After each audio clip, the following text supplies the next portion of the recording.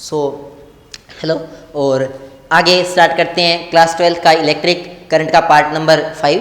ठीक है, पार्ट 4 तक मैं करवा चुका हूँ, तुम लोग देख लेना उसको। और आगे स्टार्ट करते हैं पार्ट 5। ठीक है, सुनो अभी पार्ट 4 के अंदर मैंने लास्ट में आपको करवाया था ohmic and non ohmic devices, और कैसे उनको नॉन ओमिक और ओमिक के अंदर हम लोग अलग अलग डिवाइड करते हैं। उसके बारे में देखो, नेक्स्ट अपन लोग करते हैं इलेक्ट्रिक सेल। ठीक है, इलेक्ट्रिक सेल सुनो अभी ढंग से। इलेक्ट्रिक सेल क्या होता है? सेल एक ऐसी डिवाइस होती है जिसके अंदर आप इलेक्ट्रिकल एनर्जी को स्टोर करके रख सकते हो। ठीक है, तो ऐसी कोई भी डिवाइस जिसके अंदर आप अगर इलेक्ट्रिकल एनर्जी को स्टोर करके रख सकते हो तो उसको बोलते हैं इलेक्ट्रिक सेल।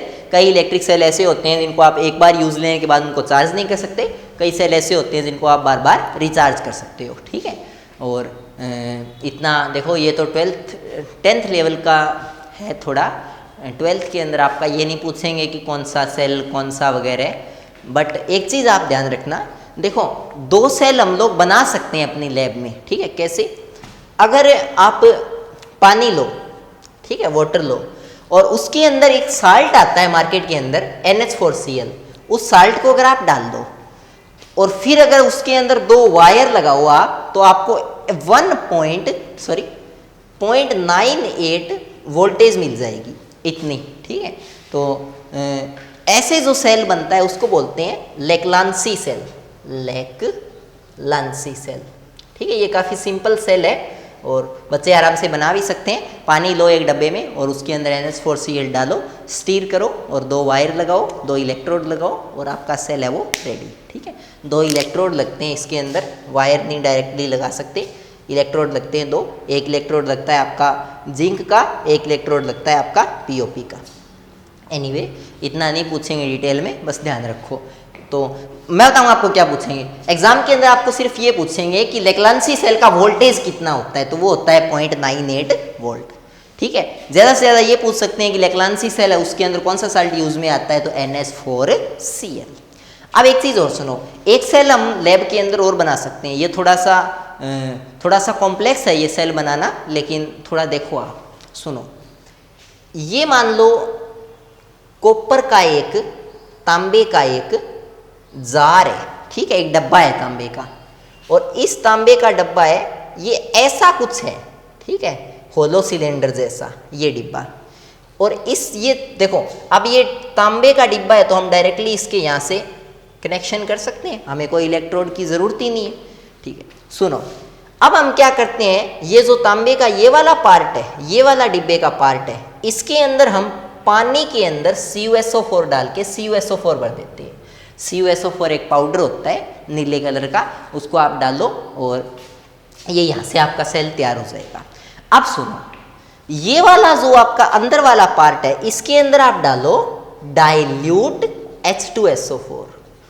ठीक है, अब एक वायर तो यहाँ से जुड़ गई, तो एक यहाँ पे इलेक्ट्रोड डाल दो H2SO4 के अंदर और एक वायर यहाँ से कनेक्ट कर दो। तो ये 2 वायर आप ले लोगे और इनसे आपको जो वोल्टेज मिलेगी वो थोड़ी सी ज़्यादा होगी, 1.1 वोल्ट। और ये ऐसे जो सेल बनता है उसको बोलते हैं डैनियल सेल। तो 2 टाइप के सेल होते हैं आपके, एक तो होता है लेक्लांसी सेल, एक आपका होता है डैनियल सेल। लेक्लांसी सेल आपको वोल्टेज देता है 0.98 वोल्ट, और जो डैनियल सेल है वो आपको वोल्टेज देता है 1.1 वोल्ट। ये दोनों आपको क्या रखने हैं, ध्यान रखते हैं। इसके बाद आगे देखते हैं।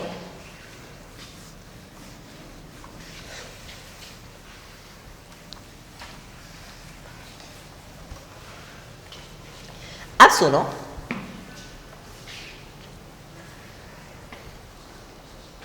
देखो, सेल की आपको 2 डेफिनेशन है, वो काफ़ी इंपॉर्टेंट है, ये आपको ज़रूर पूछेंगे। एक तो डेफिनेशन है इलेक्ट्रोमोटिव फोर्स। सबसे पहले तो ये कोई फोर्स नहीं है, इसके नाम में फोर्स ज़रूर आता है लेकिन ये कोई फोर्स नहीं है, ये एक टाइप की क्या है, वोल्टेज है।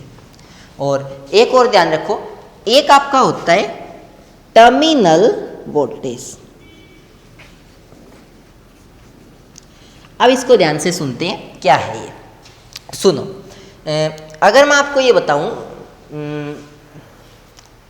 हाँ ये सुनो, देखो, मान लो ये कोई सेल है, इसके अंदर आपने वाटर डाला, और फिर आपने क्या किया, फिर आपने इसके अंदर NH4Cl है उसको घोल लिया। ठीक, अब इसके अंदर क्या बनेंगे, NH4 पॉजिटिव और Cl नेगेटिव आयंस बनेंगे। Cl नेगेटिव है, ये नेगेटिव बन जाएगा, NH4 पॉजिटिव बन जाएगा और ये आपस में क्या दे देंगे, हमें 0.98 वोल्ट का वोल्टेज दे देंगे। लेकिन जब आप इस सेल को वायर डाल के यूज में लोगे तो आपको करंट मिलेगी, आपको वोल्टेज मिलेगा। करंट कैसे मिलती है, करंट मिलती है द फ्लो ऑफ इलेक्ट्रॉन्स से, या इसके अंदर बोलें तो the flow of NH4 and Cl, इनका फ्लो होगा तब आपको करंट मिलेगी। जब इनका फ्लो होगा तो NH4 पॉजिटिव Cl नेगेटिव से क्या करेंगे, टकराएंगे। अगर टकराएंगे तो करंट के पाथ में क्या आएगी, ऑब्स्टेकल्स आएगी और एक क्या जनरेट होगा, रेजिस्टेंस जनरेट होगा। देखो जब सेल शुरू में एकदम पड़ा था, हम इससे कोई करंट नहीं ले रहे थे, तब ये कितना वोल्टेज दे रहा था, 0.98 वोल्ट। लेकिन जब अब अगर इसके अंदर जो आयंस है वो एक दूसरे से कोलाइड करेंगे, टकराएंगे, तो इसके अंदर जो करंट है वो रेजिस्टेंस के कारण कम हो जाएगी और वोल्टेज भी गिर जाएगा। तो आपको 0.98 है उससे क्या मिलेगी, कम वोल्टेज मिलेगी। अब सुनो, सेल है वो जितनी मैक्सिमम से मैक्सिमम वोल्टेज आपको दे सकता है उसको बोलते हैं इलेक्ट्रोमोटिव फोर्स। ठीक है, इलेक्ट्रोमोटिव फोर्स क्या होता है, कोई भी सेल है वो जितनी आपको वोल्टेज ज़्यादा से ज़्यादा मैक्सिमम आपको जितनी वोल्टेज दे सकता है उसको अपन लोग क्या बोलते हैं, उसको अपन लोग बोलते हैं इलेक्ट्रोमोटिव फोर्स। लेकिन जब अगर आप कोई वायर वगैरह लगाओगे उस कनेक्शन के अंदर तो आपको उतनी करंट नहीं मिलेगी, आपको थोड़ी सी कम करंट मिलेगी। और जब वायर लगाने की कंडीशन में दो टर्मिनल्स के बीच में आपको एक्चुअल में जितनी वोल्टेज मिलेगी उसको क्या बोलते हैं, टर्मिनल वोल्टेज। तो टर्मिनल वोल्टेज अलग है भी इलेक्ट्रोमोटिव फोर्स से। इलेक्ट्रोमोटिव फोर्स तो है मैक्सिमम वोल्टेज जितना सेल आपको दे सकता है, और टर्मिनल वोल्टेज क्या होगी, वो वोल्टेज जो आपको एक्चुअल में मिलती है। और बीच में जो वोल्टेज खाने का काम करता है वो काम कौन करता है, सेल का इंटरनल रेजिस्टेंस। तो ये आपको ध्यान रखना है, सेल में आयंस जब एक दूसरे से कोलाइड करते हैं तो उनके कोलाइड करने से करंट के पाथ में जो ऑब्स्टेकल्स जनरेट होती है उनको अपन लोग क्या बोलते हैं, उनको अपन लोग बोलते हैं इंटरनल रेजिस्टेंस। तो तीनों डेफिनेशंस आपको ध्यान में होनी चाहिए। इलेक्ट्रोमोटिव जो फोर्स है उसको बोलते हैं EMF, ठीक है, और टर्मिनल वोल्टेज है उसको बोलते हैं वोल्टेज, और इसको बोलते हैं रेजिस्टेंस। तो ये इतना आपको क्या होना चाहिए, क्लियर होना चाहिए। आगे देखो,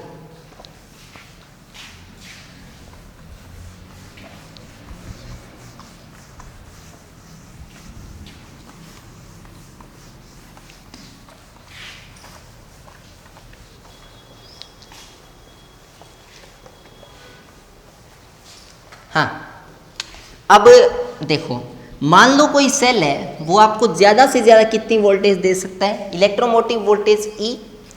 ठीक है, ये जो इलेक्ट्रोमोटिव वोल्टेज E है इसमें से कुछ वोल्टेज तो कौन खा जाएगा, रेजिस्टेंस खा जाएगा, और कुछ वोल्टेज आपको किस में मिलेगी, टर्मिनल वोल्टेज के फॉर्म में।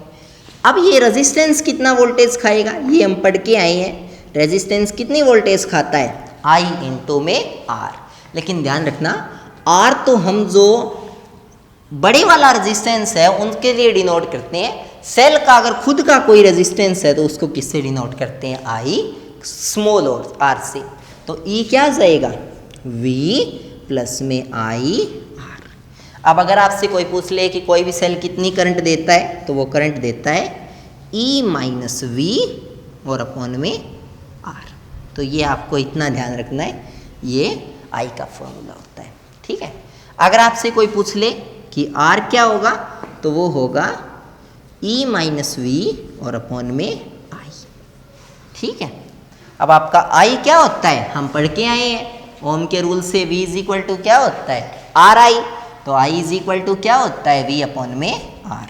तो R का फॉर्मूला क्या होता है, E माइनस V अपॉन में V अपॉन में R। 3 नंबर का ऊपर चला जाएगा नंबर, तो E माइनस V अपॉन में V इंटू में R।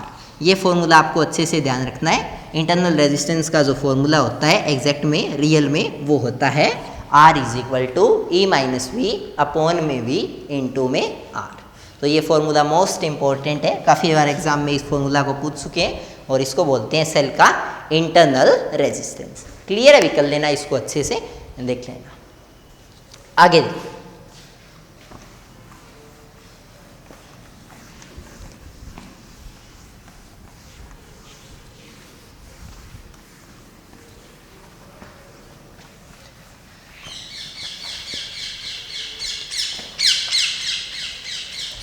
अब देखो दो टॉपिक है, मैं एक टॉपिक इस वीडियो के अंदर करवाऊंगा, एक टॉपिक है वो किसी और वीडियो के अंदर करवाऊंगा। सुनो, कॉम्बिनेशन ऑफ सेल।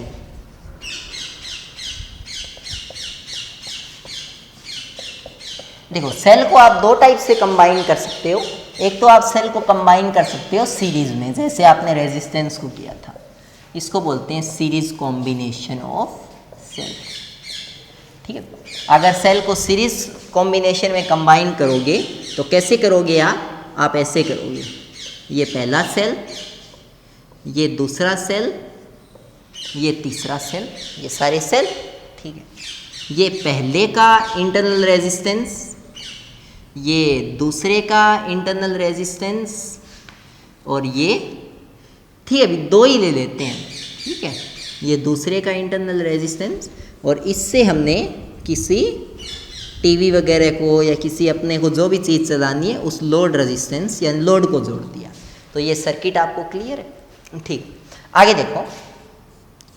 अब अगर हम इसको ये बोलना चाहें तो देखो ये इतना जो पोर्शन है ये हमारे लिए एक पावर हाउस की तरह काम कर रहा है। तो मैं ये मान सकता हूँ कि ये मेरा एक ऐसा कोई बड़े वाला सेल है, इक्विवेलेंट सेल है, इस पूरे के इक्विवेलेंट है ये सेल, और जो रेजिस्टेंस जनरेट होगा वो इसके इक्विवेलेंट जनरेट होगा, और ये अपना लोड। ठीक है, तो ये लोड। एक चीज़ ध्यान रखना भी, सुनो एक चीज़ मैं आपको बताता हूँ, इक्विवेलेंट का मतलब क्या होता है। इक्विवेलेंट का मतलब होता है आप इस पूरे सिस्टम को हटा के इसकी जगह ऐसी चीज़ लगाओ कि ये जो ईएमएफ है, ये जो बैटरी का E1 और E2, इसका और इसका ईएमएफ, वो इसके ईएमएफ के इक्वल हो जाए, और रेजिस्टेंस है वो इन रेजिस्टेंस के इक्वल हो जाए। मतलब सर्किट में 1% का भी फर्क ना पड़े और अपना वैसे का वैसे सर्किट चालू रहे, मतलब कनेक्शन को पता ही ना चले कि हमने कुछ किया है। ठीक है, तो इसको बोलते हैं इक्विवेलेंट सर्किट। अब सुनो, ये पहला, अब देखो सबसे पहले तो ये सीरीज कॉम्बिनेशन है, और सीरीज कॉम्बिनेशन के अंदर करंट क्या रहती है? कांस्टेंट रहती है। क्यों कांस्टेंट रहती है? क्योंकि सीरीज कॉम्बिनेशन में वायर एकदम ऐसे चलता है, तो जितने इलेक्ट्रॉन यहाँ से गए उतने इलेक्ट्रॉन यहाँ से जाएंगे, उतने इलेक्ट्रॉन यहाँ से जाएंगे। लेकिन पैरेलल कॉम्बिनेशन में वायर है वो ऐसे बंट जाता है, तो कुछ इलेक्ट्रॉन यहाँ से जाते हैं, कुछ इलेक्ट्रॉन यहाँ से जाते हैं, तो यहाँ पे करंट I1, यहाँ पे करंट I2, तो करंट है वो क्या हो जाती है? डिस्ट्रीब्यूट हो जाती है। बट किस में डिस्ट्रीब्यूट नहीं होती? सीरीज कॉम्बिनेशन में। आप सुनो, हमने एक इक्वेशन पढ़ी थी, E है वो किस किस में कन्वर्ट हो जाता है? V में और I R में। ठीक है, अब अगर एक चीज देखो, यहाँ पे ये जो सेल है ये कितना वोल्टेज दे रहा है? E1। इससे जो हमारा टीवी है उसको जो वोल्टेज रियलिटी में मिल रही है वो कितनी मिल रही है? V1। और करंट टीवी को कितनी मिल रही है? करंट तो सेम ही मिलेगी, I। और पहला जो सेल है वो अपना रेजिस्टेंस कितना दिखा रहा है? R1। तो यहाँ से जो V1 है वो कितना आया? वो आया E1 माइनस I, सॉरी क्या लिख दिया? सही लिख रहा हूँ, ठीक है, E1 माइनस IR1। ठीक है, ये इतना आपको पता है। अब सुनो, दूसरा अगर बात करें तो यही काम दूसरा सेल करेगा। दूसरा सेल अपना कितना दिखाएगा? EMF E2। उसमें से कौन खा जाएगा? V2 तो हमें वोल्टेज मिल जाएगी हमारी टीवी को, और IR2 कौन खा जाएगा? रेजिस्टेंस। तो यहाँ से जो V2 आया वो कितना आया? E2 minus IR2। ठीक है, जब हमने इस सब को हटा के ये इक्विवेलेंट सेल लगाया तो इसका जो E इक्विवेलेंट है वो कितना था?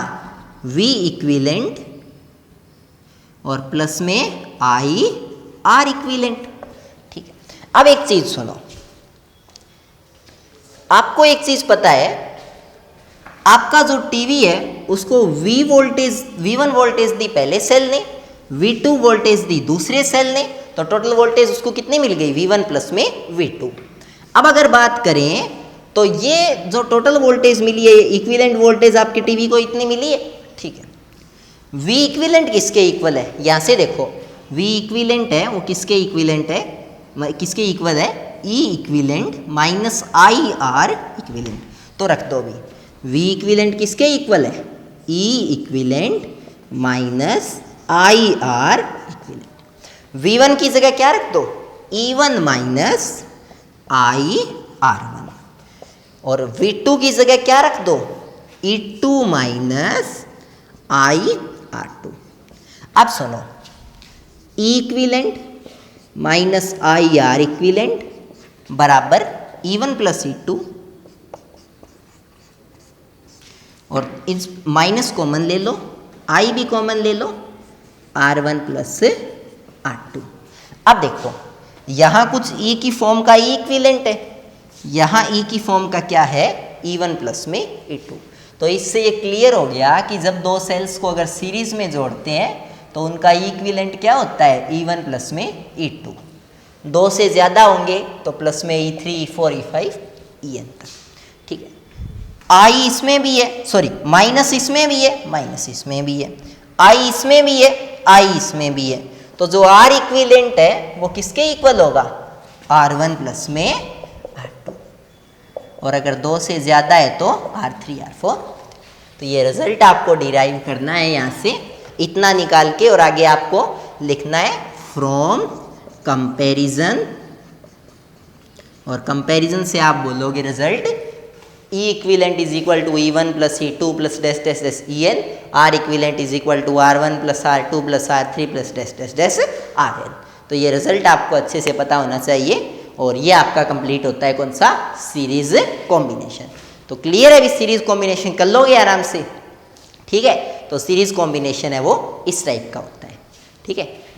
ये टॉपिक इतना ही करते हैं, नेक्स्ट जो टॉपिक है वो करेंगे अगली वीडियो।